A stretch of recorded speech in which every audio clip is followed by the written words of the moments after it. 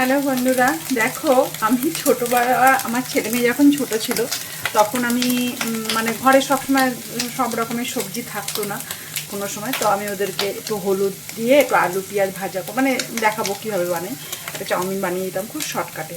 তো সেটাই তখন থেকে জানি না এটা আমার জন্য এতটা ফেমাস হয়ে যাবে, শর্টকাটে চট জলদি। তো সেই যে হলুদ চাউমিন আমার ছেলে মেয়ে নাম দিয়েছে এটাকে হলুদ চাউমিন, সেই চাউমিনটা মধ্যেই এরা এখন সব থেকে ওই চাউমিনটা আমার হাতে ভালোবাসে।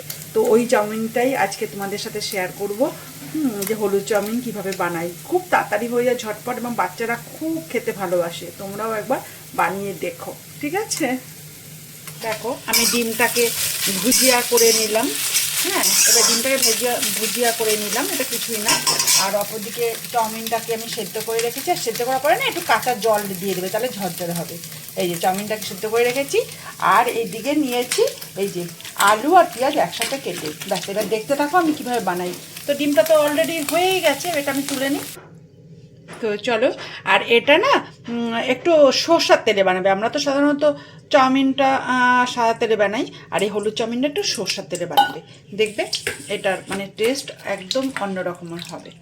এইবার দিয়ে দিলাম আমি এই যে আলু পেঁয়াজটা কেটে রেখেছিলাম এটা।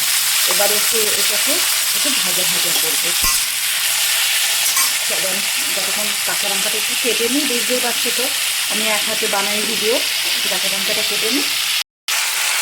তো আমি এর মধ্যে দিয়ে দেবো কাঁচা লঙ্কা। আমি না সবসময় একটু পাকা লঙ্কাটা আসলে দিই, তাহলে ছেলেমেয়েরা বুঝতে পারে লঙ্কা কোনটা। সবজি দিলেও একটু দেয়, এটা দিলেও দেই, লঙ্কাটা বুঝে ওরা ফেলে দিতে পারে।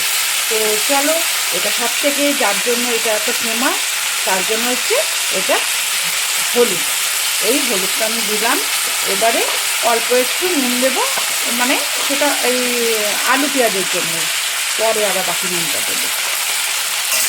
এবার এটাকে একটু ভালো করে ভাজা ভাজা হোক, এটার জন্যই এত মানে এই যে হলুদ চাউমিন আমাকে মধ্যেই বানাতে হয়, জানো। দেখো এটা কী এমন আছে বলো তো, কিন্তু এটাই তোমরা এইভাবে বানিয়ে দেখো, দেখবে তোমার ছেলেমেয়েরাও আশা করি ভীষণ ভালোবাসবে।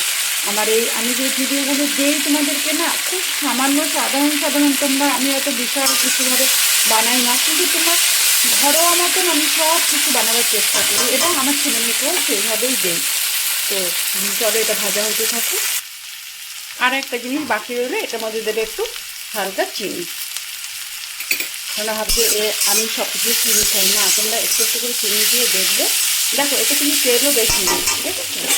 গ্যাসটা একটু কম করে নেবে। আলুটা অলরেডি আমার ভাজা, এর থেকে বেশি ভাজার দরকার নেই। এবার এতে দিয়ে দেবো আমি আমার সেদ্ধ করা চাউমিনটা।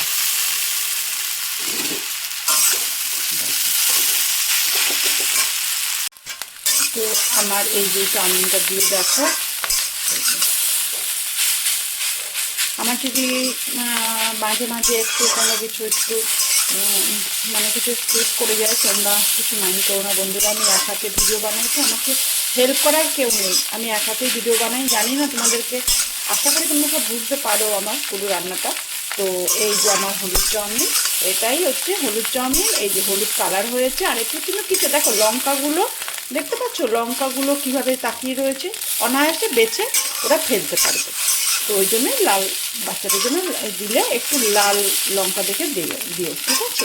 আমার এটা হলুদ চাউমিন এই যে রেডি। দেখো আমরা ছোটোবেলায় এটা আমার মায়ের হাতে খেয়েছি, এবং আমি সেইভাবেই চটজলদি অল্প উপকরণে বানিয়ে দিতাম। ওটাই আমার এখন হলুদ চাউমিনটা এত ফেমাস হয়ে গেছে।